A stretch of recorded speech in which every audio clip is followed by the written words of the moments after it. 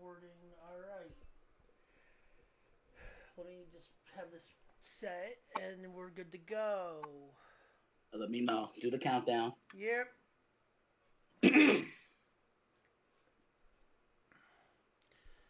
Okay. All right. And five, four, three, two, one. It was only appropriate that I brought that music on. I'm back by the rapper AZ, not Jay Z. AZ, and he from New York too. But man, I am so grateful, so blessed, so excited to be here. Good morning, good afternoon, good evening, and happy Monday. It is Monday, September 2nd, 2024, and the last time I recorded an episode of this podcast, I was wrapping up the season and congratulating the Kansas City Chiefs on winning a consecutive Super Bowl. Now, can they be the first team in NFL history to three-peat? That's never happened, believe it or not. But hello and welcome to another season of Monday Evening Quarterback. And I can't believe this is the fourth season of this show. I started this on September 13th, 2021. And man, time really flies when you're having fun. My name is Christian Simpson, and I am the creator, I am the founder, I am the NFL slash college football analyst, football fan, blogger, radio contributor to a couple of shows of a company called The Daily Blitz, where we specialize in everything football 24/7, 365. I've been counting down to this. I announced this the day about the week around the time when the NFL schedules came out. Everybody else was announcing stuff, so I thought I'd just make my drop as well. As always, I am not alone. He became a fan favorite last year to all but one of you.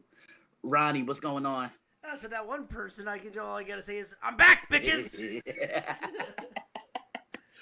Yeah, look, I just had to get that out the way. Yeah, that's just what we do here. But Oh, man, hold on, other thing. Hey, J Cat, we coming for you this week one. Have fun. look, we'll talk about that when we get to that point. But it's gonna be a jam-packed show. College football week one is in the books. Well, about to be in the books because there is a game that is about to start within the next 20 minutes. That is the Boston College Eagles and the Florida State Seminoles. We're gonna talk about what caught our eyes during week one of college football. Little sneak ahead look to week two of college football because there's a big game in the big house. College game day will be there, and yours truly we'll be previewing that game about an hour before kickoff on Saturday. Stay tuned to hear my little brief thoughts on that. We're going to go to the phone lines. I'm going to answer some questions. We're going to pick games for the NFL. Week one is here. Football is in the air. Ronnie, I think they're tired of me with this little introductory thing. So let's just dive right into it. So where do you want to kick off? Uh, well, I mean, it's going to take us pretty quick. Let's kick off with the number one seeded team in the nation, the Georgia Bulldogs. Yeah, or as you like to call them, UGA. Yeah. Oh well, bro. Uga rolled for damn sure. Yeah, listen, as I was watching that game, I'm saying to myself, okay, okay, before I even say what I said to myself, what did I tell you off the radio, off the air, off the microphone, and what did I tell you last week on the betting window? In 2021, this was what? A defensive struggle. Yeah. And I said I could see this being a defensive struggle throughout the first half, and what happened? Oh, It was a defense. It defensive was a struggle. defensive struggle. It was a defensive struggle. So I always say football comes down to who can make those key adjustments when it matters most. And Georgia just came out on fire. I really like Carson Beck. I really do. I think he's pro ready. I really do. A sneaky athletic guy can move the pocket, can extend the play with his feet. He can make that throw with he can make that throw on the moving pocket. And he knows how to hit his receivers in stride. The only thing I didn't like, well, I can't say I didn't like. when it came to Georgia was the one thing I noticed, and you might agree with me on this. When they were in the red zone, you saw how much they missed Brock Bowers. Brock Yeah. was there. Brock was their red zone aficionado artist when it came to 15 yards and in, because he created so many mismatches. And I mean, he was the best tight end in the country for a reason. But they really missed his presence. But Georgia just dominated completely in the second half. They controlled the line of scrimmage on both sides of the ball. They were just more physical. And the one thing that they did, they forced Clemson's defensive line to play sideline to sideline instead of rushing the passer uphill. You saw they used a lot of screen passes, a lot of jet sweeps, a lot of quick passes to the tight end. The slot receivers really made those big guys work in space. Yeah. So I got the stats right here. Uh-huh. Carson Beck, 23 for 33, 278, 2 touchdowns. Klubnik, 18 for 29, 142 with a pick. That's not even the story. The story of this has also got to be Nate Frazier rushing 11 times for 83 yards. You want to know something funny? When I'm watching that game and he scored that one touchdown, you know what I yelled? And you know what I even put on Twitter? What? In goes Frazier. In goes Frazier.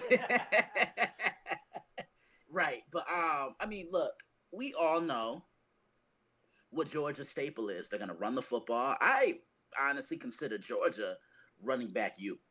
Look at everybody that's played for them. I mean, from Herschel, Walker, Herschel Walker, Terrell Davis, both of them, both Walkers. Yeah. Todd Gurley, Nick Chubb, No Sean Moreno, Trevor Etienne, I think is going to be good. I know he didn't play in this game because of some issues he had off the field.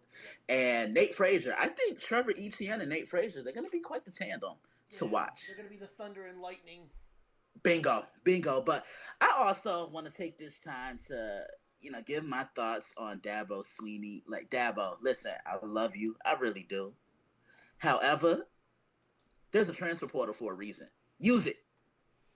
And he hasn't taken full advantage of this.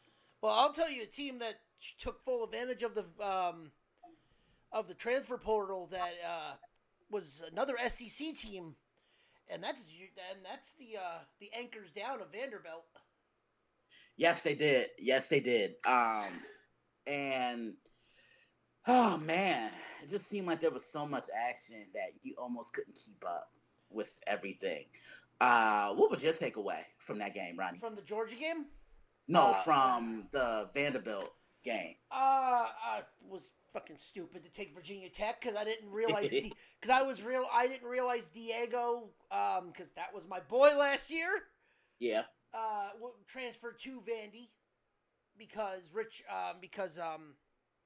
the coach left and is now a scout for Vanderbilt. So all the main guys left to go with him. Speaking of the SEC, they did pretty doggone good this weekend. You saw what Georgia did. It just means more to them.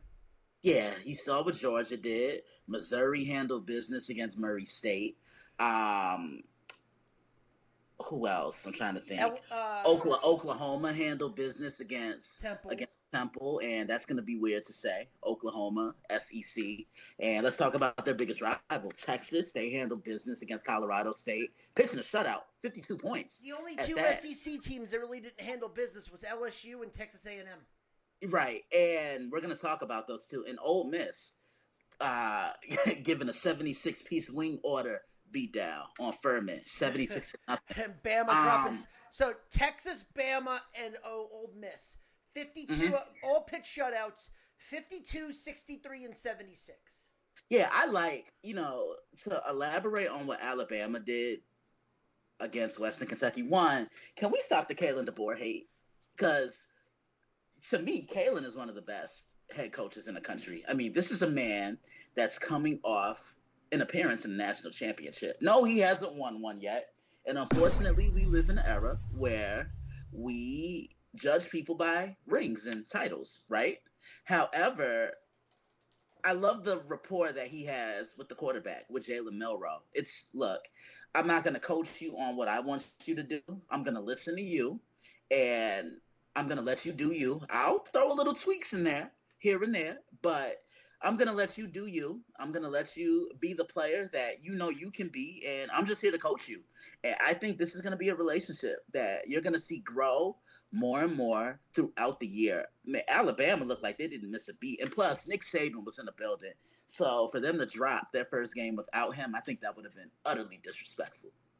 I agree with that. I'll say this: there's one team that is in the top 5 that might find their way out of the top 5. Wait, can I guess who I think you're going to talk about? Who? Oregon. Yep. I knew it. I knew it. Now, I also would say Oklahoma State, because if you just go off of the first half, but it's a whole game thing. So Ohio State didn't look good at all going into the midway through the third quarter against Akron. Of all teams, Akron. But then they pulled away.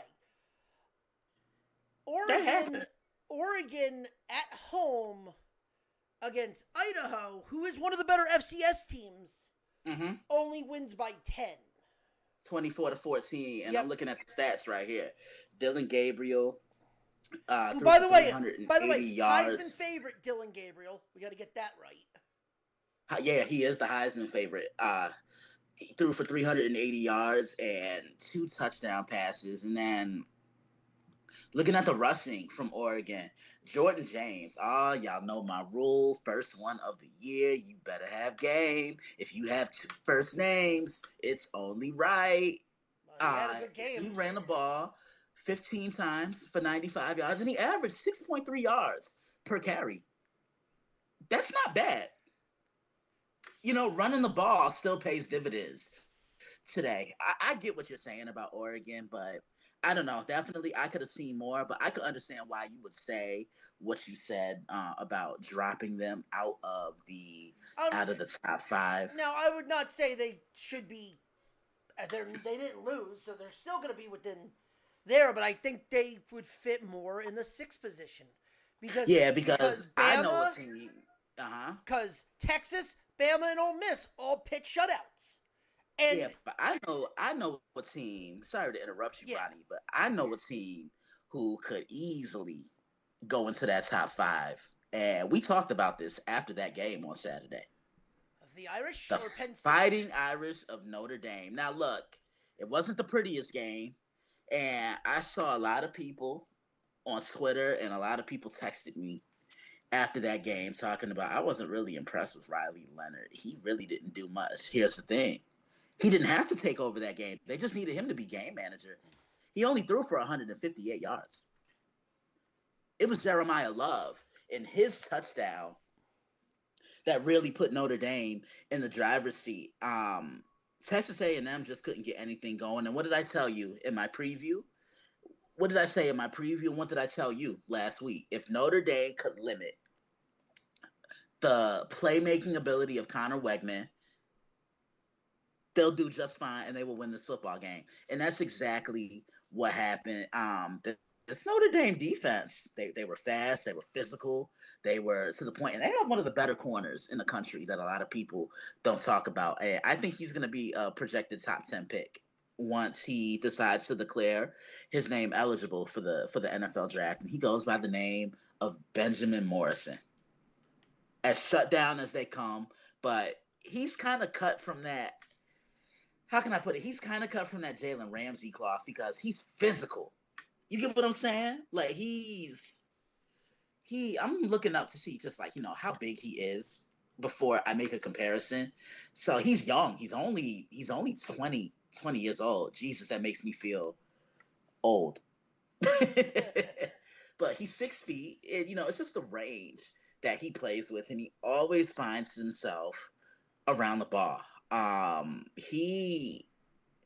He has a bright future ahead of him, and he's gonna be one of the key cogs in South Bend this year. And I think both you and I had Notre Dame as a playoff team this year, right? Yes, we did. Okay, yeah, but what else did you take away from Notre Dame, Texas A&M? Their defense is just stout. Yeah, Like Notre Dame's defense is coming to play to go into Kyle Field, of all places too. and Of all places, because we know they have one of the best fan bases in college football.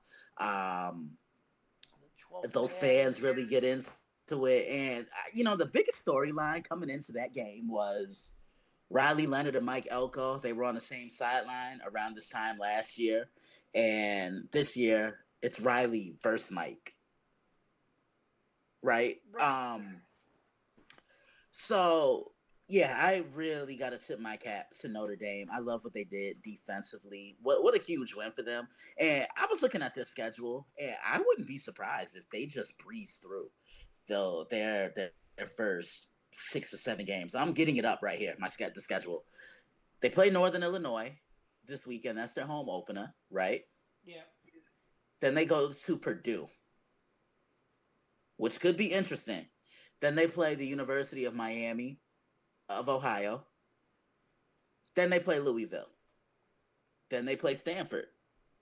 So right there, we're looking at 6-0 potentially.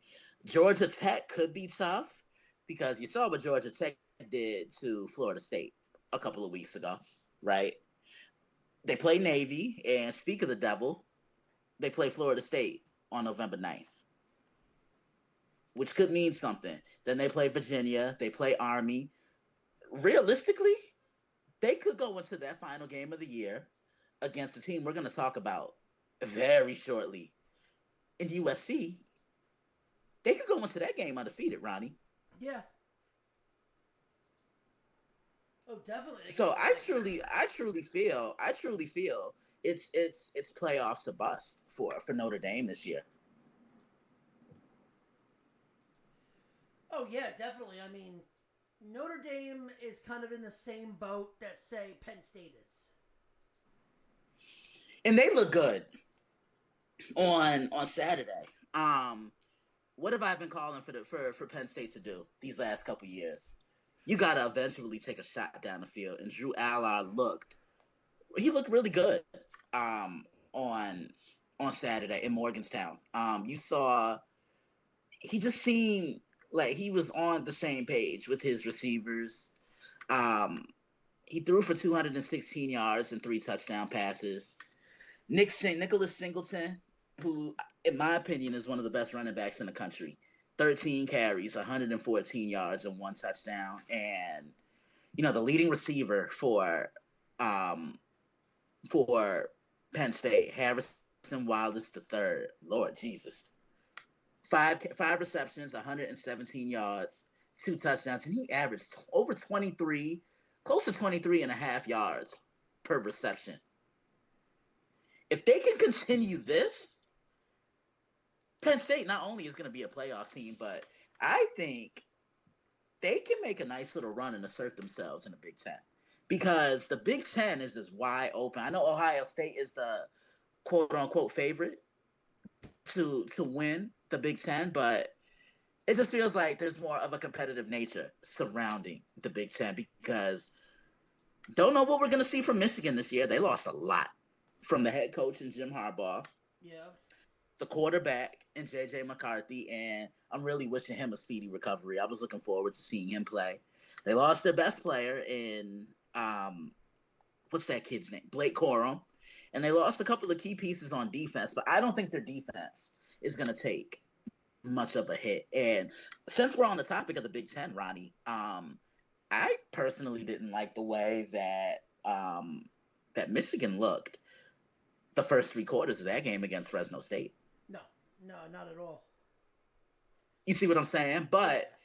they pushed away in the fourth quarter, and Will Johnson, who I think is the best corner in the country, that pick six that kind of put Penn State I mean not Penn State, that put Michigan in the driver's seat in the Big Ten. But when I look at Michigan, they have a steep hill. They have a steep hill to climb because new head coach, and I'm glad they stayed in house with Sharon Moore. I only thought that was appropriate. Why go out and get someone else and then it takes the players a while to buy into what it is that the coach is selling.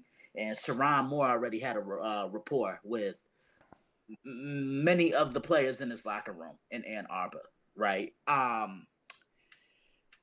They're definitely going to be something to watch this year, the Michigan Wolverines. And anything else you want to talk about before we keep this moving, Ronnie? Let me see if there's any, in my eyes, if there's anything that I saw. Actually, one just kind of came to me a little bit, and I'm surprised you didn't bring it up first. What would that Let's be? go to Let's go to Boulder. Oh, yeah. Yeah. You know, Dion and his merry men. Prime Teasy. You know, him and I'll all of his 3 actual players. Everything else is brand new. listen. It's gonna be a long year in Boulder again because the defense can't stop a leaking faucet. That's number one. Number two, they're still getting beat up in the trenches. How many times in that game on Thursday night against North Dakota State did you see Shedeur Sanders running for his life? Good amount. That means something. You know, people can be happy that they won the game and all, but they didn't look good in doing that. Right? I just look, I don't know. I'm gonna tell you the one big stat that no one's talking about. Okay. Shedeur Sanders, 36 for 24 for 445 yards, 4 touchdowns, 1 pick. You mean 24 for 36? 26 for 34. 26 for 34. Oh, okay. Okay. And he threw 4 touchdowns. Look, Well, those are pretty good numbers. But wait, that's not what I'm saying is the big part. The biggest part of this, rushing. 9 carries by Hayden. 9 carries for 20 yards. Yeah, I see Dallin Hayden only averaged 2.2 yards per carry. They can't get that push up front. And there, right there, is the biggest problem. And these were the 2 big problems for Colorado last year. They couldn't stop the run, and they couldn't get enough push to run the football. However, I will say this: I don't know if their offensive line is built to run block.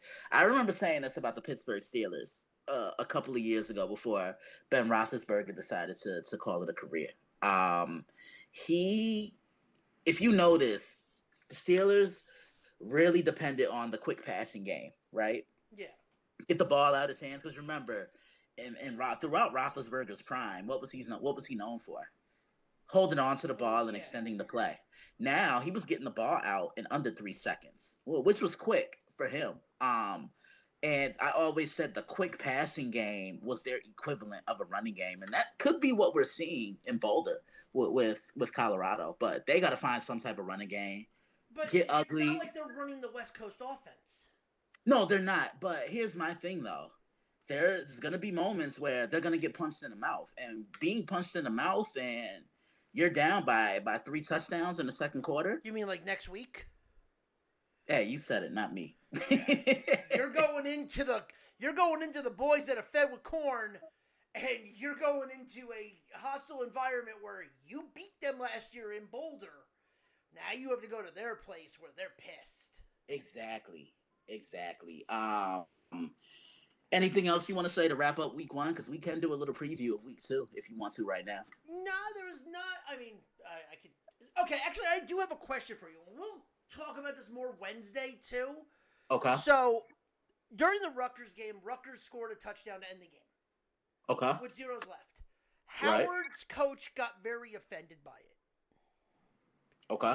What is your thoughts on a team with backups in running up the score? Line up and stop them. That's exactly Seriously.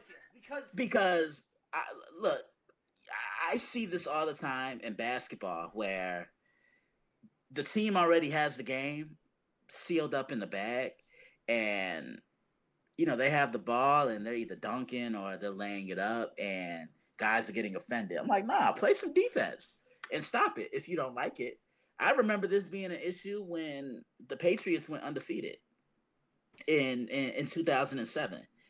Even when they were up by 30 something points or even more, they were still playing and they were playing because I don't know about you, Ronnie, but when I played, and I was taught you play from the first whistle until the last whistle.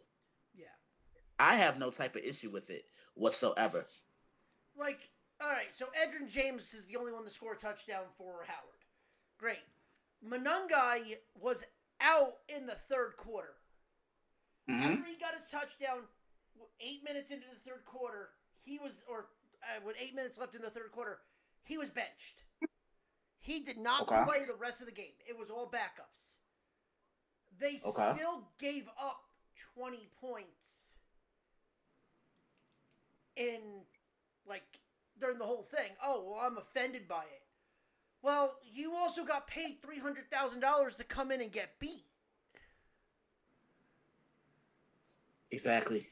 So, like, you were paid to come in, and it wasn't like, oh, well, we're playing for pride. No, you got paid to come in. Let's face it. Let's not call it what it is. You got paid by the Big Ten heavily to come in as an opponent because you knew you weren't good enough. You're an FCS school. That's just how it is. Right. And you're talking about a kid that's a backup who probably will not be seeing that much time. I think he was a third string running back. He's probably not going to see that much time on the field when Big Ten play starts. Mm-hmm. The kid gets a touchdown. Oh, well, I am offended by it. I'm not. It's not like they're at home. This is not like we are in Howard and they're running the score up like this. If they were in front of your home fans running, I could see you being more offended by this. But this was in Piscataway. This was at SHI Stadium. This was at Rutgers. No, the home crowd stuck around. This kid gets a touchdown in front of his fans. Exactly. Yeah. I remember that being a big thing and being like, oh, well, what the hell? Like, really? You're going to bitch and moan about this? Yeah, it's really not that big of a deal to me. By the way, you don't just like, I get the question all the time. How do I feel about a lot of these touchdown celebrations? I mean, come on.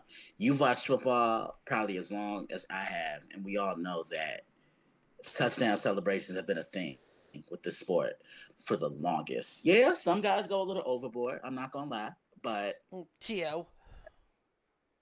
Ocho Cinco. Yeah. But my thing is this: if you don't like, and if you get offended when they dance, prevent them from scoring. Yeah. If you don't want to see it again, stop it. Yeah, but Ronnie, before we exit college, before we stop talking about college football, there is one more game that you and I must discuss. It took place last night in Las Vegas, Nevada. Yes. USC, LSU. Now, I was already looking forward to this, but this was the game of the absolute weekend, without question, right?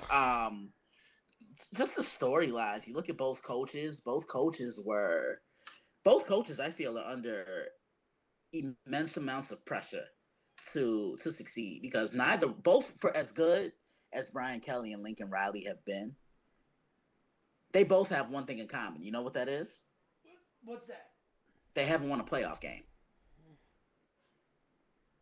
They've been to the playoffs, but they haven't won a playoff game. And what was the one thing we were talking about when it came to USC? We know what we're going to get from them offensively, but defensively, what were they capable of doing? Because defensively, it's been a struggle for them. For as many points as they score, they give that same amount up to the opponent. Yeah. Let's just put it that way. But, the other storyline was the two new quarterbacks, Miller Moss and Garrett Nussmeier. And my advice to both those guys was don't try to be like the guys you're replacing. Be your own guy. And I like what I saw from both quarterbacks. Miller is a gunslinger. Like he was fitting that ball into the tightest of windows. And Kyron Hudson, ladies and gentlemen, if you haven't seen this catch where he just goes up in midair, brings this ball down, and just wowed everybody. Everyone was talking about it. Even USC's former quarterback, Caleb Williams, said, "Number 10, you are not fair." Garrett Nussmeier is more of your traditional pocket passer. They're asking him to be Jaden Daniels, who was on the sideline in attendance for this one, number 2 pick in the NFL draft this past spring. Um, to me, it was the penalties that killed LSU. And USC, they were just in such control of the line of scrimmage. Believe it or not, on both sides of the ball. Like, this is the best I've seen USC play defensively in God knows how long. Because they finished tackles. I mean, wrapped up, drove the guy to the ground, finished tackles. They played with gap integrity and lane discipline. And that, most importantly, they got off the field on third down. That's been the biggest problem for them. But what a thrilling game this was. USC wins this game 27-20. You have any other takeaways about this game, Ronnie? None of this game, and we got right now, Florida State just kicked off. Florida State, Boston College, that's going on right now on ESPN. Make sure you guys go and check that out. Anything else you want to add before we go and pay some bills, Ronnie? The only thing I can think of is how embarrassed the boys in the swamp got. Yeah, they look terrible, and that was my upset pick for the day, and they really made me look bad. Cam Ward looked like a natural. Billy Napier is on the hot seat. He's been on the hot seat because if they don't at least win 6 games this year and make it, because 6 games, you win 6 games in college football, you're pretty much a lock to 6 games get you a bowl game. 6 games get you a bowl game. I lost my train of thought. Thank you. Yeah, 6 games, 6 wins get you a bowl game. Florida State, they haven't really been that great since 2020. And that's when they had a decent quarterback in Kyle Trask. And then he also had a pretty good tight end by the name of Kyle Pitts. But it's going to be interesting to see how Miami does this year because they always come in with so much hype and so many expectations only to play mediocre average football. Miami will not get 6 wins, I don't think. I got the schedule up. Samford, let me hear it. Samford, that's a win. Okay. Then they're home in the swamp against A&M.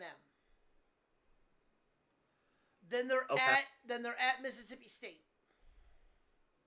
Then they're home against UCF.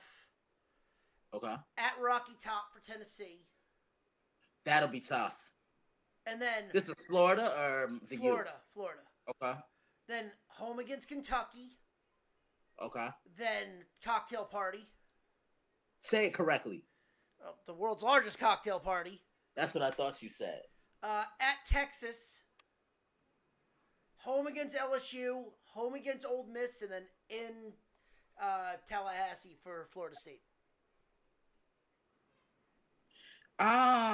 Yeah, I could probably see them winning. After Tennessee, if you told me that they win 1 game and that's Kentucky, I wouldn't be shocked. Yeah, I could see them probably winning 4 games at the most. I don't see them really doing much. They could lose to UCF too at home. Yeah, they could. And that's in the swamp? Yeah, that's in the swamp. Wow. And then they got A&M coming off of 2 weeks after they got beat by Notre Dame. So you know they're not going to want to lose again if they want any chance at the playoffs. Yeah, exactly. Exactly. I don't know about you, but that's all I pretty much have. Well, I know we did want to talk about one thing, and that's coming up for week 2. Okay, let me hear it. Big game going in the big house. Oh, you talking number 4 Texas against number 9 Michigan. Yeah. Remember what I said?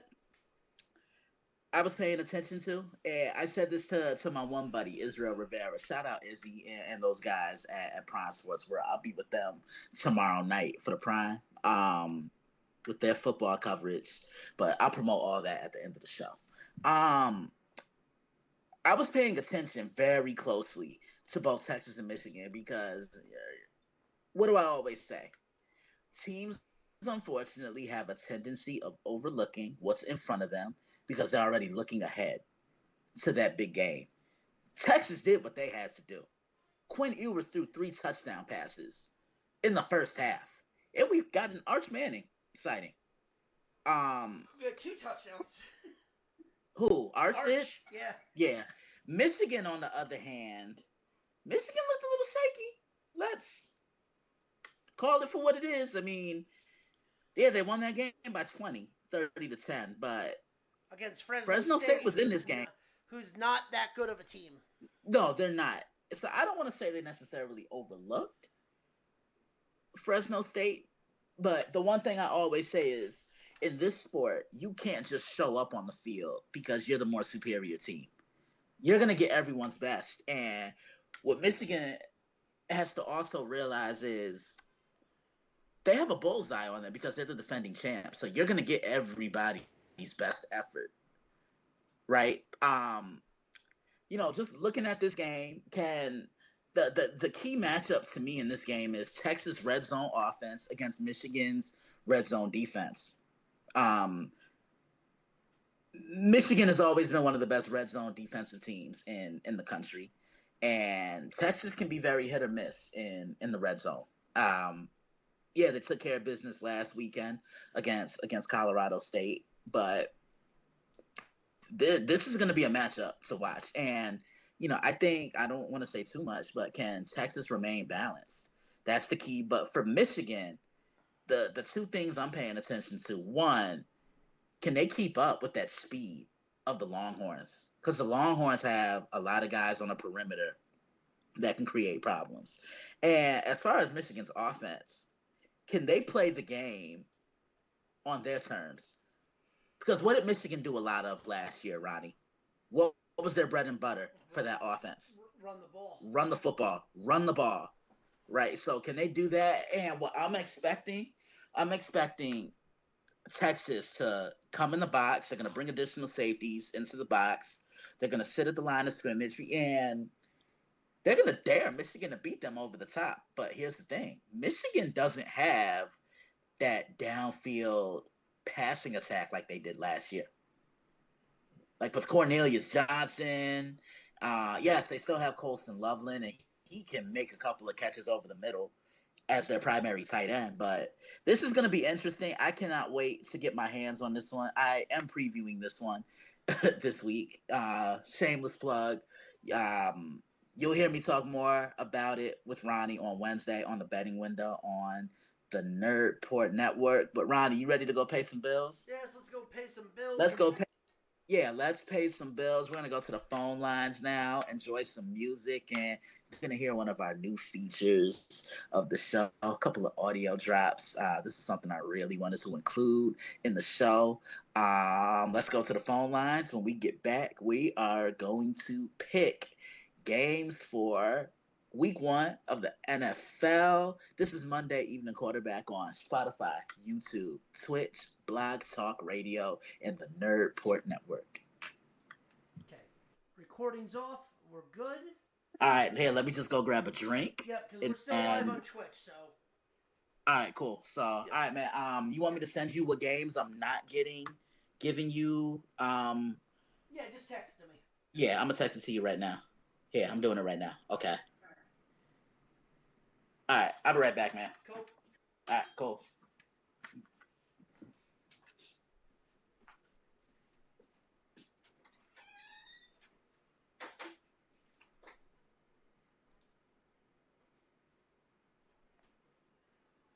Oh, lordy, lordy, lordy, lordy.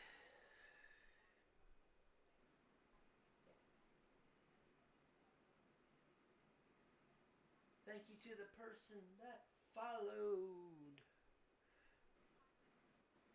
So Florida State punting. DJ Uiagalelei.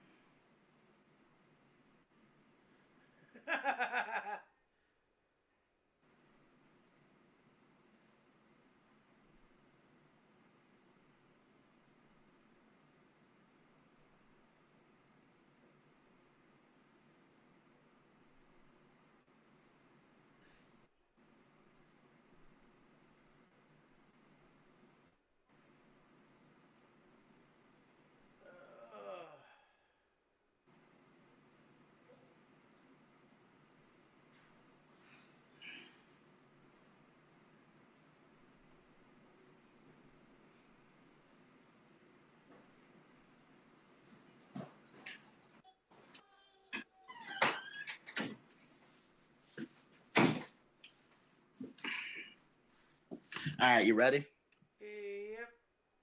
All All right. right. And Okay, I'm ready. all right. Three, two, one. Welcome back to the second portion of Monday Evening Quarterback. That first segment was fun, being able to just talk about some things college football wise. What caught our eye in week one. Those were the kids. Now let's talk about where these young men aspire to be in a year or so, and that is the National Football League. Um, Week one of the NFL is here. It all kicks off on Thursday, September 5th, which also happens to be my mom's birthday. So happy early birthday, Ma. Love you more than life itself. Yeah, we're gonna celebrate that day. Um, I'm back, Christian Simpson, here with my number one producer, my right hand guy, uh, Mr. Nerdport himself, Ronnie. What's going on? Good. Right. Now you know how much I love doing these phone calls, man. And if you're listening to this show and you're wondering, could that be me? Yeah, that could be you. Um, if you want to be a part of the Monday evening quarterback festivities, let me know. We will make it happen. I am taking phone calls throughout the season. You let me know. I always have open availability for the most of the time. But one thing you also heard, you're gonna hear a lot of audio drops of people introducing me, and I wanted to get people who were closest to me to um, introduce me. A lot of family, a lot of close friends. So you're gonna hear that throughout the season on MEQ. So thank you to those who recorded all of that. I'm just always trying to add some things to the show and make things as entertaining as possible. Um, and if you want to record an audio drop for me, let me know and we will get that set up and I will explain to you what it is that I need and we'll go from there. But all right, Ronnie, it's the moment we've been waiting for. It's time to pick games for week one. You ready? Yes, sir. All right, you got the schedule up? Yes, I do. And All we right. open up with. Hold on, pulling this over here. All right. Well, Oh, first and game. before we get started, Ronnie is the betting resident of Monday Evening Quarterback, so he The, will be mentioning spreads the throughout the degenerate. year. Yep. All right, let's kick this thing off. All right, so we're gonna open up with Baltimore versus Mm-hmm. Kansas City. The game. Actually, let me pull up what it is now because I got the opening lines and if it's transferred at all. Because you know people like to put money down for no freaking reason over games. Mm-hmm. Okay. All right, opener. So Baltimore versus Kansas City, a game you're previewing. So we'll get your keys to this when we start. The game opened at 2.5 to Kansas City. It has slightly moved up to 3, and it's soon to be moving to 3.5, according to um, the Caesar Sportsbooks. That's what I use. So if you DraftKings, whatever, find what it is, but it's probably going to be 3 everywhere by that time. This really has to do with them not with the season being open. Yeah. Season starting, so everyone's healthy. Oh, 100%. But looking at this game, I think this is a more important game for Baltimore than it is Kansas City, just due to the simple fact you have the opportunity to really set the tone for your season, getting a win in Arrowhead against the defending Super Bowl champs. And you're going to go in here with a chip on your shoulder, just due to the simple fact Kansas City was the team that sent you to Cancun last year. And that Baltimore team was pretty good last season. I mean, Lamar Jackson wins his second MVP. So you have the last two MVP winners featured in this game, Lamar Jackson and Patrick Mahomes. Derrick Henry's making his debut for the Baltimore Ravens. Travis Kelce, Taylor Swift. Look, I'm sorry. I'm going to be one of those only for this segment because you can't mention Taylor Swift without mentioning – you can't mention the Chiefs and not mention Taylor Swift now, right? Chris Jones. This Kansas City team, they're going to be tough once again. I think this is their most talented team offensively on paper that they've had in a while. Just look at the speed that they've added at receiver. You drafted Xavier Worthy from Texas, and you also signed Hollywood Brown. But I know Hollywood Brown won't be playing in this game because he got hurt during the preseason. But Hollywood Brown... But they did sign Juju for that. Yeah, and Juju is going to be their inside guy. They're going to get him the ball a lot on. I don't know about that. I think he's going to be the 2 to the outside next to Worthy. You think so? Because you have McCole Hart. You have McCole Hardman. Nah, because you're forgetting he never got suspended. Rashid Rice is still going to be on the field, and he might be key in this game. Rashid Rice is going to be your slot guy. I can see that. If Worthy was a better route runner, I would say he would be your slot guy. Yeah, I can see that. But, my keys to the game for this, so what impressed me so much about the AFC Championship game when they played in January, it wasn't the fact that they beat them, because I predicted that to happen when I previewed the AFC title game last year. It was how they beat them. Because the Chiefs showed me something, that they can win street fight style football games. They beat the Ravens at their own game. They punched Baltimore in the mouth, and the Ravens could never recover. And the Chiefs' defense was simple. We're going to throw a ton of exotic looks at Lamar Jackson. We're going to clog up those running lanes, and he's beating us from the pocket with his arm. Also, the only thing Baltimore did where they slipped up was they didn't double Travis Kelce. So I'm watching Kyle Hamilton in this game, and he's probably going to have that assignment of defending Travis Kelce again, because Travis Kelce just destroyed him throughout that game, and Mahomes saw that mismatch and took full advantage of it as much as he could. Baltimore has to start early in this one. We know that crowd's going to be wild. That crowd's really going to be into it. It's ring night. I mean, not ring night. It's banner night. It's banner night. It's the opener. You're the only two teams playing. All eyes are going to be on you. I preview this one an hour before kickoff on Thursday. Be on the lookout.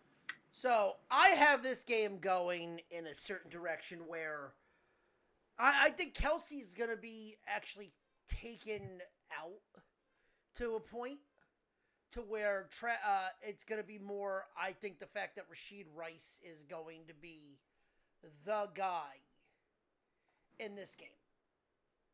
If he's on the field, okay, I think Rashid Rice is going to be the guy that they can't cover. I think they're going to double team. Here's the problem. You double team Kelce, great. But that leaves Pacheco out of the backfield, Rashid Rice out of the slot, and Xavier Worthy and Juju to go middle and over the top. And then don't forget Isaiah Pacheco. That's what I mean. Pacheco out of the backfield. Oh, okay. If you're going to, personally, if I'm going to put anything down on anything Baltimore, it's Derrick Henry to score an anytime touchdown. Because I don't think they want Lamar to run it as much as in the red zone as much as they want. So I think they're going to hand that ball off to the wrecking ball that is Derrick Henry and have him score, kind of like how Jerome Bettis used to freaking get it. Yeah, I can see that. Yeah, I mean, it's minus 120. And Derrick is getting older now. Yeah, he's going to be the guy that he's going to be used more as the. He's going to get 20 carries, but 15 of those carries are going to be goal line plays. I can see that. Only thing here's what scares me about Derrick Henry being on this offense. You have a former offensive player of the year and you have a two-time MVP in the same backfield. That's scary. Yeah. That's very scary, but I preview this one on Thursday, an hour before kickoff. Be on the lookout, guys. And I got the Chiefs. You're taking Kansas City? I'm taking Kansas City. Okay. Not maybe yet to cover. I want to see if this can get down to 2.5, back down to 2.5. Okay. But I got KC winning this game. Okay. Next on the list, another game you are previewing. Packers take on the Eagles. This opened at 1.5 for Philly, and it has definitely changed. Okay. It's now Philly 2.5. So, I'm excited. I'm excited to see both these teams. Let's start with Green Bay. What they were able to do in a little bit of in the run that they went on to just barely get into the playoffs, then being the first 7 seed to win an NFL playoff game, going into Dallas, punching the Cowboys in the mouth, and then they gave the 49ers all they could handle. The Packers are young, they're energetic, and I'm seeing so many veteran players rally around Jordan Love. Can't necessarily say you saw that with Aaron Rodgers. Jordan is a much better leader than Aaron ever has been throughout his career. But that's another topic for another discussion.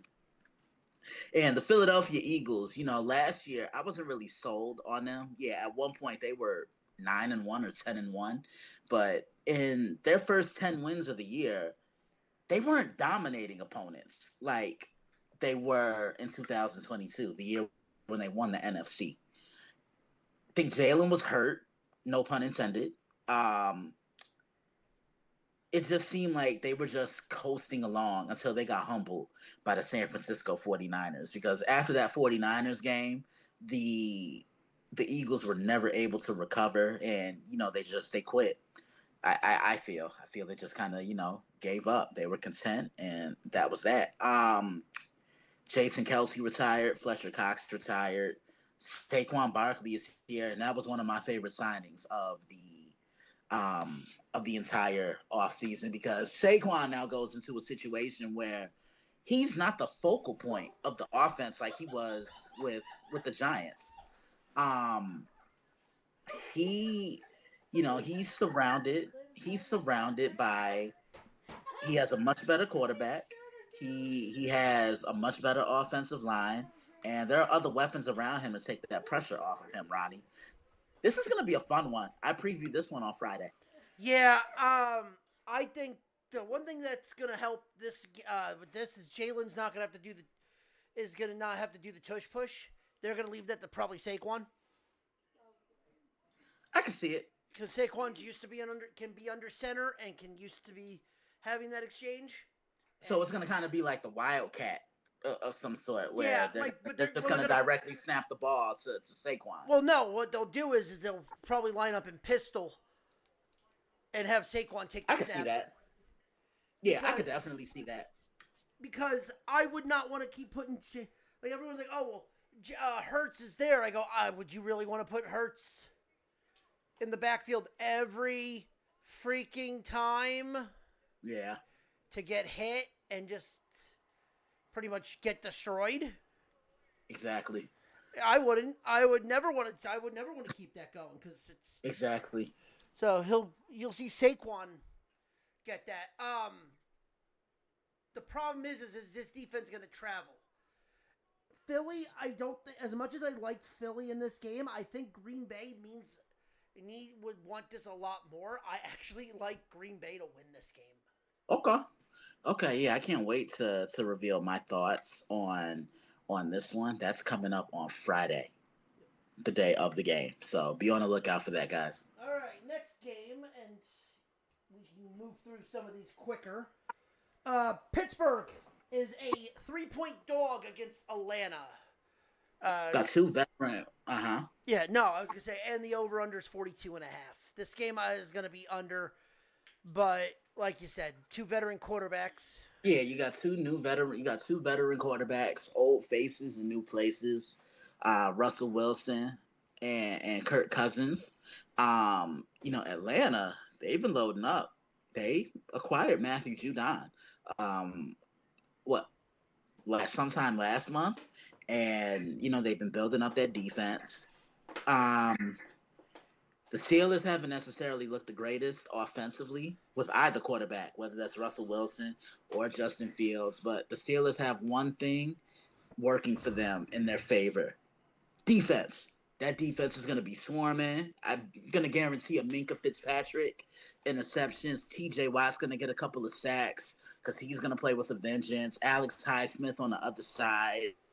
Yeah, the Steelers, they're gonna ugly this game up. They're gonna establish Najee Harris, and they're gonna do it with defense. I like the Steelers on the road. So do I. I like Pittsburgh +3. I think though Russell is not gonna have a decent game to the point where they're gonna have to think about putting Fields in as the guy, because I think he's the guy that actually is a better fit for this offense. Who, Justin Fields? Yeah. Yeah, a lot of you're not the only one who said that. I've seen a lot of people online. I've seen a lot of football beat writers say that as well. So you're not the only one. But I'm taking the Steelers in this one. I don't think they're gonna ask Russell Wilson to be the guy that he was in Seattle. Yeah, I think they're gonna have him kind of be that game manager. Yeah. Ball control. Hand the ball off. Make a throw when the opportunity presents itself. But most importantly, don't lose us the football game. Agreed. All right, next game. Arizona is a 6.5 dog to the Buffalo Bills. This game opened at Buffalo -7, so money is coming in on Arizona. I can't wait to see Marvin Harrison Jr. play. Makes me feel old because it just seems like yesterday I was watching his dad. But Buffalo. This is a year where I think, I don't want to say all eyes are on them, but they're definitely going to be different because you lost Stephon Diggs, you lost Gabe Davis, and those were two key pieces of what you want us to do offensively. I did pick the Bills to win this division, and I think Buffalo can win this game, and I'm going to tell you why. Buffalo, as a defense, you're not going to know who to zoom in on. And as long as Josh Allen is under center, Buffalo, I think, can still win some football games. Can the defense play with a little more consistency? Because they started to get hot toward the end of the year going into the playoffs. I will say that much. But I think until Josh Allen is on the same page with these receivers, they're going to build this offense around James Cook. I like the Bills at home in this one. Yeah, listen, I have the Jets winning the division. Of course you do. You know why you have the Jets winning this division? Because you're a fan. No, I'll actually tell you why the Jets are going to win this division. Because they actually have a freaking stout defense, and Buffalo and Miami have kind of taken 2 steps back. See, the thing with Miami, I don't trust them. Because Miami, they can beat the teams they're supposed to beat, but they can't. They play down. No, I don't even want to necessarily say that. Miami can't beat the upper echelon competition. Like Baltimore beat the brakes off of them last year. Kansas City beat up on them twice. Buffalo beat up on them. So you get what I'm saying? Mm-hmm. Yeah, I definitely hear what you're saying, but I'm not gonna sit here and say that Arizona is gonna beat Buffalo in Orchard Park. That's just asinine. But crazier things that have happened. This is the National Football League where but Arizona's about 2 years still behind. Away from, yeah. But so we're both in agreement. Buffalo. Yeah. Okay. All right, Tennessee.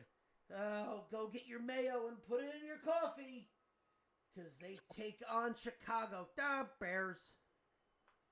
Yeah, so I was just out there in Illinois a couple of weeks ago, and I haven't seen hype surrounding a Bears team like this, believe it or not, since maybe the Bears had acquired Brandon Marshall back in 2012. I mean, Caleb Williams, Rome Odunze, uh, Gerald Everett, Keenan Allen, and then DeAndre Swift out the backfield. On paper, this looks like a really good defense. Tennessee should have never fired Mike Vrabel.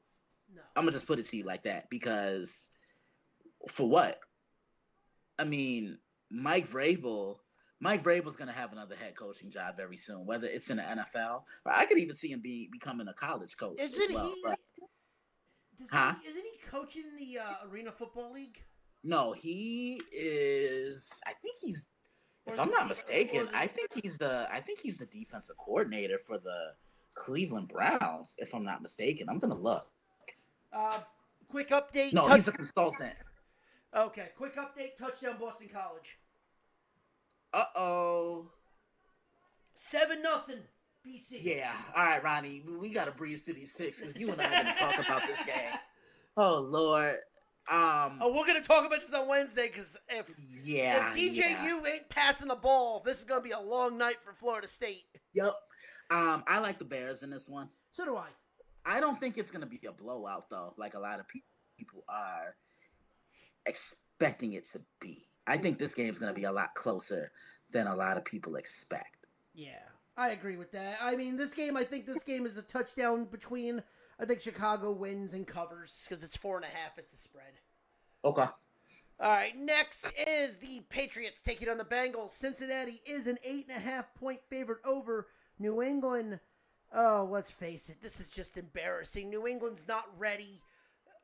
New England is still 3-4 years away.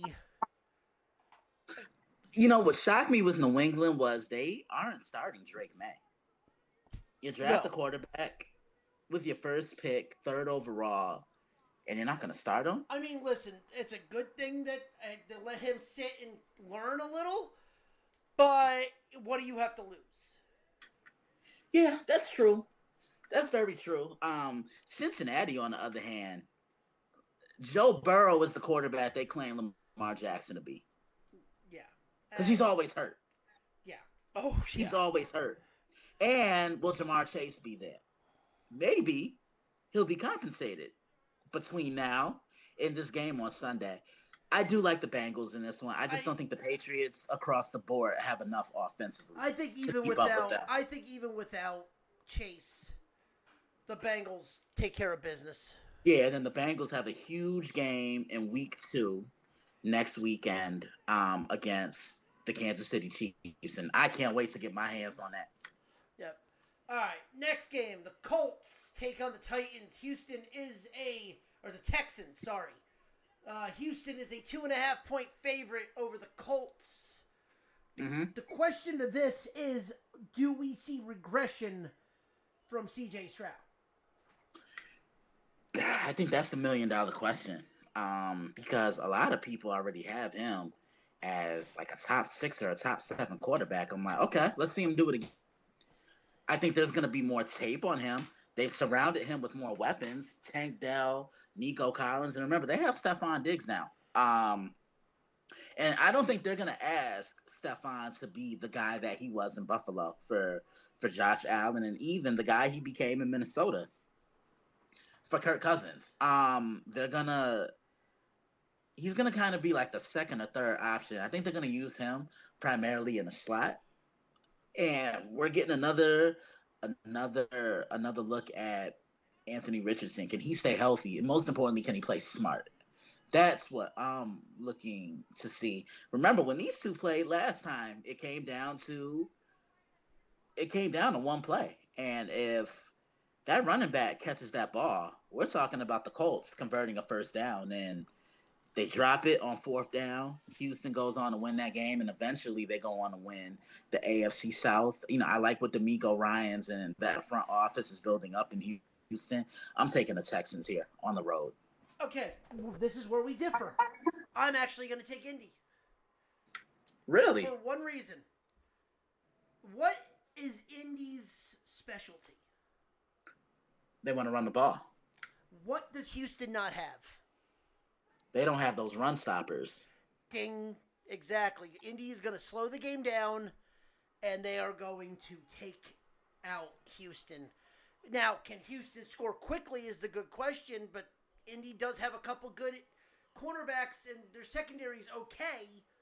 But can they get to C.J. Stroud? Exactly. That's where I think we differ, because you can't just drop everybody back, and you can't let the quarterback nickel you and dime you all game long.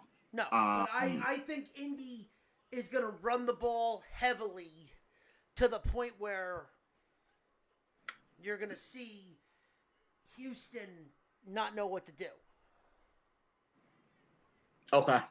But I'm taking Houston. Yeah, and I got Indy. That's actually one of the first ones we disagree on. All right, next, Jacksonville takes on Miami. Jacksonville is a 3.5 point dog. This game opened at 5 for Miami. See, Jacksonville's such a weird team because they were 8-3 at one point after 11 games, and then the wheels just fell off. And here's my thing: Doug Peterson is too damn good of a coach to have a collapse. And I'm just gonna come right out and say it. People can call me a hater. They could say, Chris, you just talking to talk. And quite frankly, I couldn't care less. Trevor Lawrence got paid for what he did at Clemson. Yeah. Because he hasn't really done much in the NFL. Well, Lawrence was actually hurt last year. Yeah. So you're getting a healthy Trevor, but at the same time, you get a healthy Tua, healthy Tyreek Hill. The one thing Jacksonville does not have are deep corners. And what's Miami's specialty? Speed on the wide receivers. And they have arguably the best wide receiver in football. And probably one of the best second-year running backs. In Devin Achane. Yep. And don't forget Jalen Waddle on the other side. I think Waddle has a big game. And so I could see both Tyreek and Jalen Waddle both over 125 yards receiving. I like Miami. Now, if this game was not in Hard Rock, I say Jacksonville might have a chance to keep this close, but this is in Hard Rock. No, Miami's going to steamroll them. Yeah. All right, next on the Who Gives a Fuck game. Carolina takes on New Orleans. New Orleans, a 4-point favorite. This game opened at 5. Listen, it's in the Superdome. It's the Saints. Yeah, I like the Saints. This is probably going to be one of the ugliest games of the day. I just think it's going to be sloppy football. You don't know what version of Derek Carr you're going to get. Alvin Kamara just fell off the face of the earth. This guy used to be one of the best running backs in the National Football League. But one thing that New Orleans does have working for them is that defense. I like the Saints in this one. Yeah, this is the... no one cares. I mean, it'd be nice to see what Carolina does with their quarterback situation, but I don't think they're not gonna stand any freaking chance. Say it correctly. Ain't nobody care. There you go. Next game. Minnesota takes on the Giants. Minnesota is a 1.5 point favorite. Even with Sam Darnold starting, therein lies the problem. I actually have the Giants winning this game. I actually agree with you. I'm taking the Giants as well. I think Malik Neighbors is gonna have himself a day this year. And they're gonna put Daniel Jones in the right situation. They're not gonna have him try and take a game over with his arm because he's not that type of guy. They're gonna run the ball, and I just don't trust Sam Darnold. Plain and simple. I think he's still seeing ghosts, Ronnie. I like the Giants in this one. If this was, by the way, Giants actually were a 1-point favorite. Now it's Minnesota's a 1.5. What changed? It can't be because Sam Darnold is the quarterback. Like, it has to be. I mean, money might have come in on Minnesota to raise this, but you're talking about a 2.5 point swing because it had to go through 0 back out to 1.5 Minnesota. So you're telling me because Sam Darnold's starting that he has a better chance to beat the Giants? I don't see that. That's why we both have the Giants. If J.J. McCarthy were playing, yeah, I definitely I would would take Minnesota. say this spread is perfect for that. This spread is right up the alley if JJ was playing, and I would be kind of up in the air on who I would take. Right. All right, next game, the 4:00 games. The Chargers taking on the Raiders of Las Vegas, and thank God we do not have. This is a different show. No Raider Dave. Yeah, he always breaking something. Oh yeah, well his whole thing is sponsored by IKEA. So all he's got to do is break it. All he's got to do is break it and put it back together. The Chargers are a 3.5 or 3-point favorite. LA was a 4. Say it right. The LA was a 4-point favorite to start. This game went down to 3. I think this is Harbaugh's debut. Mm-hmm. Here's the problem. I think as much as everyone's going with LA, I don't think LA on the receiving end is going to be good. I think the fact that you're going to get more of them having to rely on the run, you're going to have the Raiders pack the box, and the Raiders right now have a better offense than the Chargers. Give me Vegas. The Chargers are one of my dark horse teams in the AFC this year, because wherever Jim Harbaugh goes, the success follows him. You saw what he did when he took over at Stanford with Andrew Luck. And even before that, what was the college that he was at before he took the job at Stanford? I'm looking that up because that's going to bother me. Damn, he's 60 years old? Damn. He's up there. Damn. He wasn't behind. He wasn't with Spurrier in Florida, was he? No, he was the head coach of San Diego from 2004 to 2006. Okay. And then he goes to Stanford for a couple years, and then he went to San Francisco, then Michigan, and now the Kaepernick years. Yeah, and now he is the head coach of the Los Angeles Chargers. Yeah, I'm looking this up. He played. Wow, he played for the Panthers. Played for the Chargers. He played for the Panthers. Played for the Chargers. So I'm looking at it. The only losing records he's had were he was 4-8 his first year at Stanford. He was 5-7 his second year, and then 2-4 in the with Michigan in 2020 during the pandemic. 2000 was that the Terry Crews years? I don't know. That weird. I know he was a Charger. Yeah, he was. So here's what the Chargers are gonna do. He actually had a losing record in postseason for college. Really? He was 6-7. Look, he has a championship. Okay. That's all that matters. Yeah, and he's got a NFC championship. And he's got an NFC championship. So look, the Chargers, they're gonna run that ball. They're gonna, pound the rock. And I've always said that the Chargers, they have relied way too much on Justin Herbert. Kind of like how the Bills have relied way too much on Josh Allen.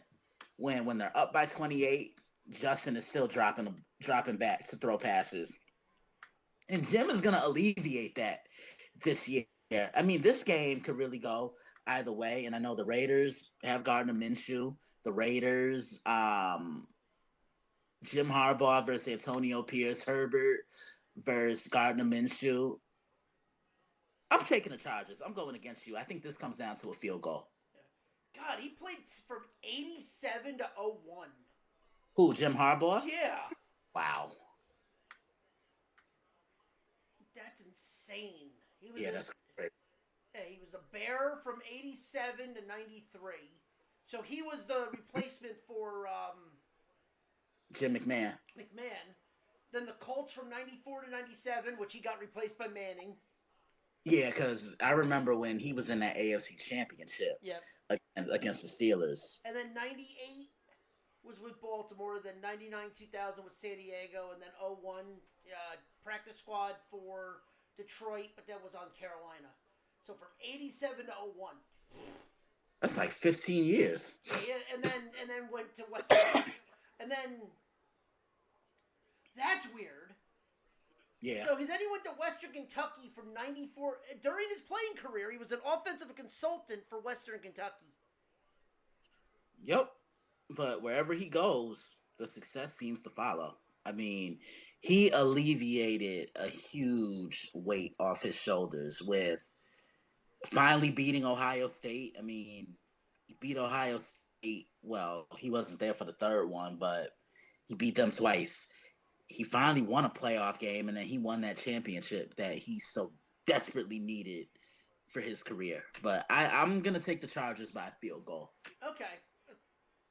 All right. Yeah, I mean, listen, I think the one thing I think it's just going to be a couple of learning issues. So I think you're going to see the offense be a little different. It's going to be heavy run.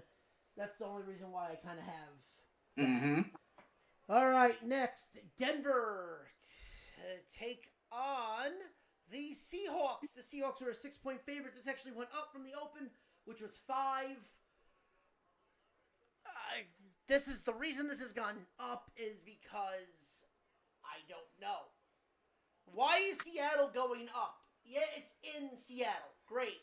But the Broncos have their quarterback for right now in Bo Nix. And Bo Nix, he's making his debut. Mike McDonald is making his debut as a Seahawks head coach. And I really like this hire. He's young. I just think now coaching is a young man's sport. Because there's no way in hell a 21-year-old player coming in is going to have something in common with a 70-something-year-old. Yeah, no. He can relate to, a guy in his late 30s, early 40s, early 50s, but 60s and 70s, nah. The only thing I say, those older coaches who are in their 60s and 70s, the only thing that they're really good for is discipline. Yeah. They're old school. But when I look at this game, I think I'm not saying Seattle's gonna make the playoffs, but in the last couple of years, their defense hasn't been what it was. And this is why they hired Mike.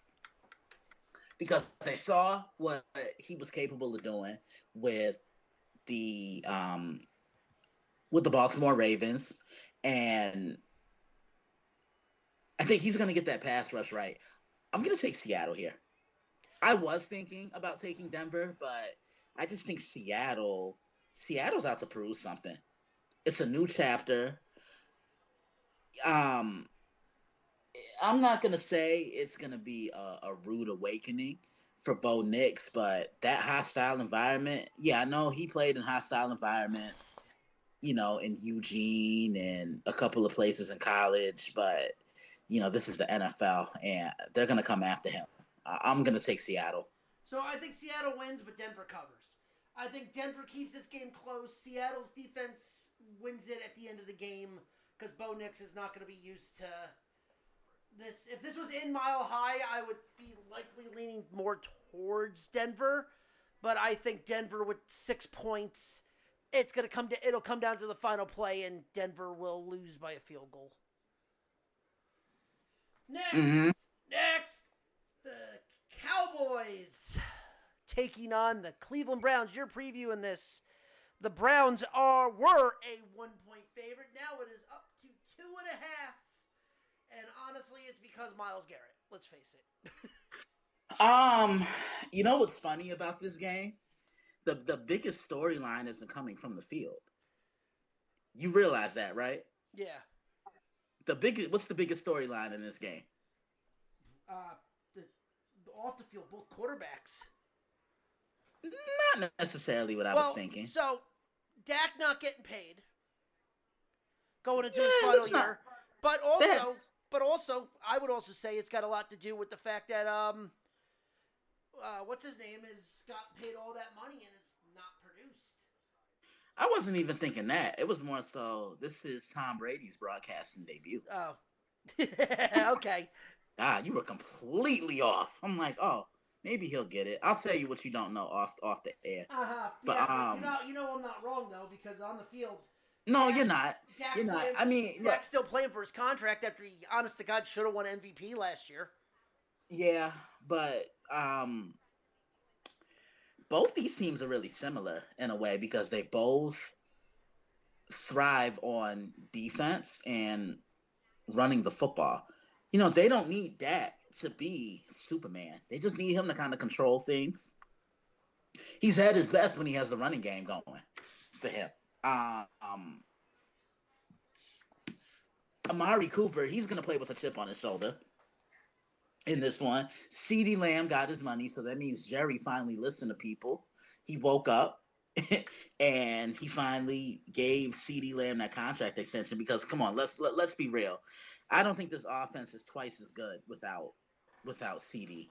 They built Who? this offense around him, and he's really panned out. So But here's the thing I'll say is who's their number two?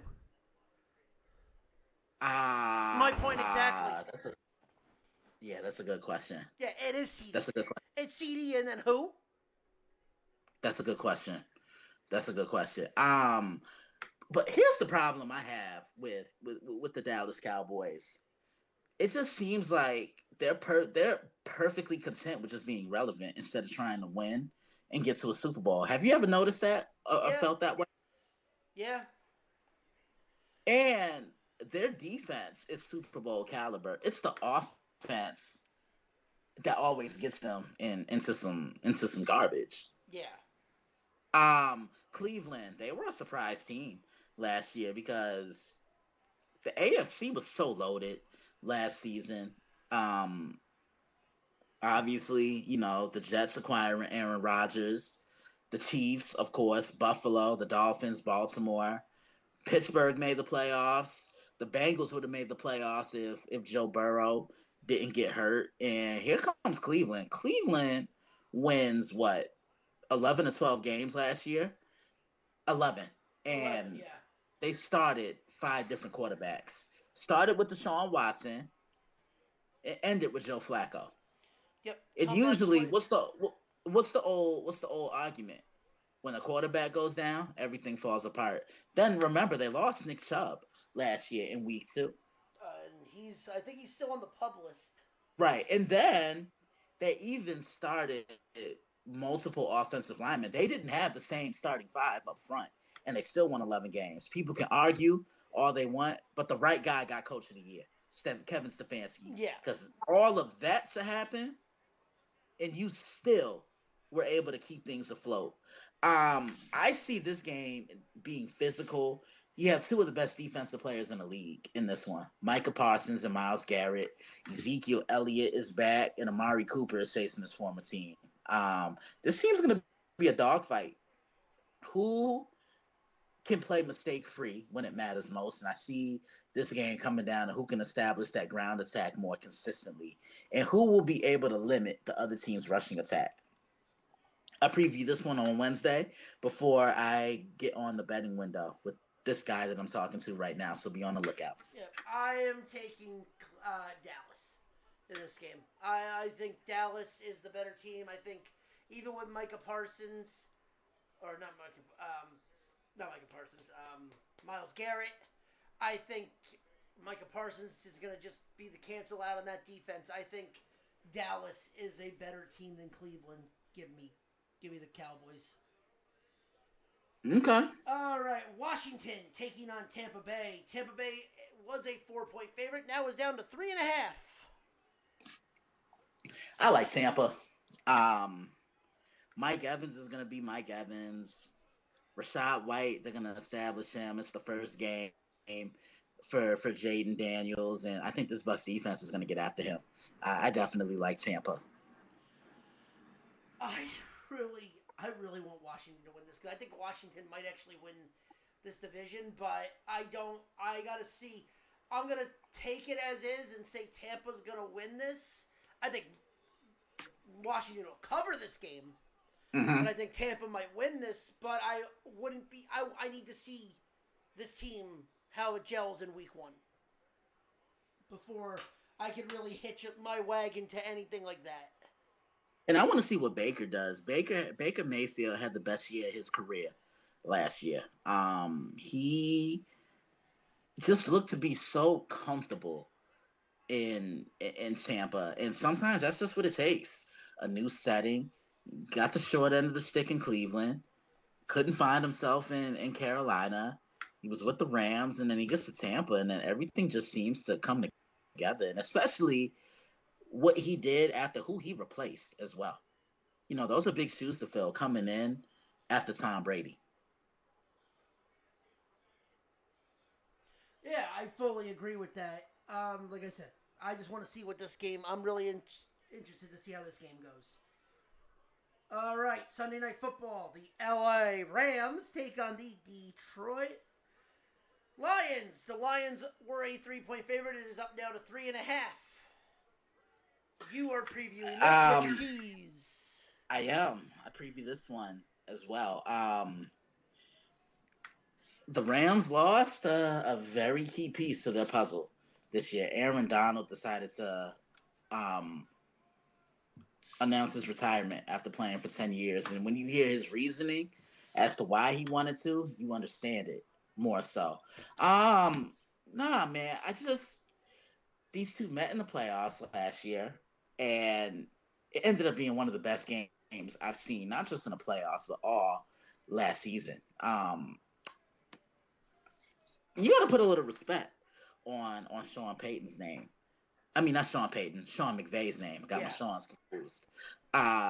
Because look, he's a top 5 head coach, and the minute I saw this matchup on the schedule when the schedules were released, it immediately caught my eye. I'm gonna watch the Lions secondary in this game, and what are they gonna do against Puka Nacua, because he tore them apart in that wild card game, and I see the ball flying around in this one. And as for the Rams, let's just face it, there's no replacing a Hall of Fame caliber defensive tackle. It's going to take a group effort, and I want to see, can the Rams get some pressure on Jared Goff, because that was a problem when they met in the wild card round, and that could be another problem on Sunday night. And Stafford and the Rams would love nothing more than to get revenge on who eliminated them in the playoffs. I preview this one on Sunday, an hour before the game, so be on the lookout. Yep, I think Detroit. I like Detroit as much as the Rams. I think the Rams might give a fight, but I think Detroit being at home, this is a good game for them. And then your Monday night game, the New York Jets taking on the San Francisco 49ers. The spread opened at 5 for San Francisco and now is down to 3.5. I'm just going to say, call me a homer. The Jets. And we're calling this game. Yes, we are. We are calling this game next week. I will put the link out on social media so you guys can hear Ronnie and I on the call. And this just seems like deja vu for the both of us all over again, because we called it'll last more than 4 plays. We called the Bills and Jets game last year, and that was unfortunately when Aaron Rodgers got hurt. But looking at this matchup, the Jets still have some question marks. Their offensive line, we know that's been a problem these last couple years. After Garrett Wilson and Breece Hall, who do they have offensively? And most importantly, Aaron Rodgers is 40 years old, coming in from an Achilles injury. San Francisco, more than likely, they will have Trent Williams signed by then. I'm glad they were able to sign Brandon Ayuk. Still have Deebo Samuel. And on the topic of the 49ers, just prayers out to Ricky Pearsall. They threw him on the PUP list, so he's out for the first 4 games. Ugh, that's just terrible. That was 4 hours ago. That was today they announced that. Okay, cool. This 49ers defense is going to get after Aaron, man. I mean, Bosa on one side, you got to deal with Eric Armstead. you got to deal with Javon Hargrave on the interior. You have that linebacking core anchored by Fred Warner, but I'm watching Talanoa Hufanga. He's gotten a lot of high praise from Ronnie Lott, who's one of the greatest safeties in NFL history, and he's made a lot of comparisons to Troy Polamalu. Um, this should be a fun one to watch, but I just think the 49ers across the board have way too much than the Jets. And if I'm a 49ers defender, I'm making Aaron run early on. I like San Francisco. Again, we will be on the call for this game, so I'll be stuck with you, what, 2 or 3 additional hours after Monday evening quarterback? Yeah, something like that. Okay, cool. Yeah, I'm taking the Jets though. I think the Of course you Jets. are. But at the same time, I really think the Jets are going to be one of those teams where you don't need Rodgers to be Aaron Rodgers. You don't need MVP No, Aaron Rodgers. no, you don't. I could see that, but in order to, even if you're not the guy, you still need an offensive line to protect you, and that's the thing that's concerning me with the Jets. I mean, you have the rookie lineman that you just got. You got a left tackle. Yeah, okay. He's never been fully healthy, but if it's the first game of the year. This is where everyone is going to be at their healthiest. Yeah, So I yeah, don't think that it's going to be as big of a deal as people think. Yeah, like if we're going later in the year, if this game was later in the year, I would say okay, yeah, you're right. But yeah, being week one, I think that the more of the big question is can Rodgers' Achilles hold up? yeah. I mean, to me, the Jets go as far as the health of So Aaron Rodgers takes. yes and no. So I'm going to stop you right there with that because everyone thinking the Jets with Rodgers are going to do this. If this was last year, you're absolutely right. But think about it this way: when Rodgers went down? Who was the quarterback for that team? Zach Wilson. And with Zach Wilson and that defense, they still score. They still what's it called? Won 7 games. Now take him out and put Tyrod Taylor in. You don't think Taylor is at least 3 wins better than Wilson? Probably about a good 5 wins better. So with that being said, if this team plays the way it is, so 7, so you're saying that even with Rodgers, this team could be somewhere between 12 wins, 14 wins. With Rodgers it's 14, with Tyrod it's 11 and 12. Like We shall see. but I'm saying like if you go by how good somebody is, like you would think that would be kind of what you would look at. Cuz with Wilson they won 7 with just that defense. Wilson didn't do shit. You put Tyrod Taylor back there, just they're over 500 no matter what if Tyrod's playing. They're winning 9 games. Yeah. And 9 games in all factor is probably a 7 seed. Now, is Tyrod going to be...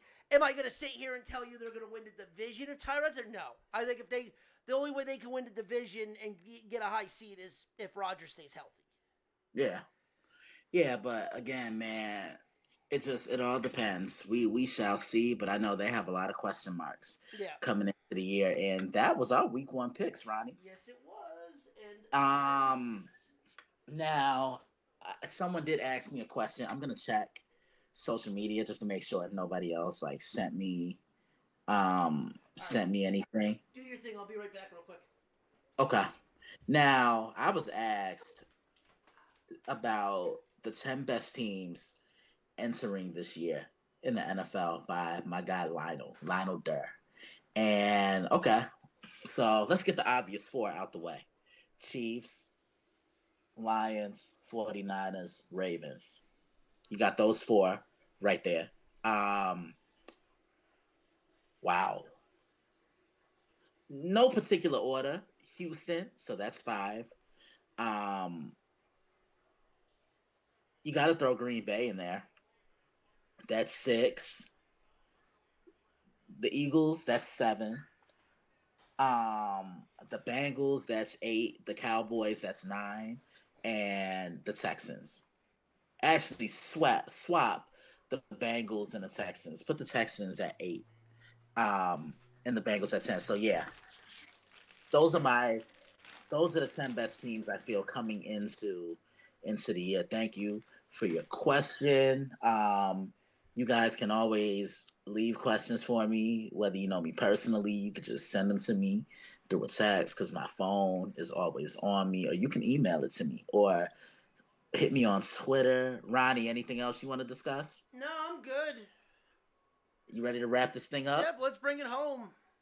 Yeah, we're about to bring this home, man. This was the first episode, and I couldn't have had more fun. I've been waiting on this ever since I announced that um, the new season of Monday Evening Quarterback was starting up today. Thank you guys so much for tuning in. And if this was your first time listening to Monday Evening Quarterback, or you were referred to me by someone, one, thank you for taking the referral. Two, thank you to the person who referred you to me. And if you like what you heard, become a subscriber today. Log on to the site, which is the dailyblitz.blog, and enter your email address today. So that way you will get everything sent to your email inbox, whether it's a game preview, me giving my thoughts on certain things, vice versa, episodes of Monday Evening Quarterback that you can listen to, and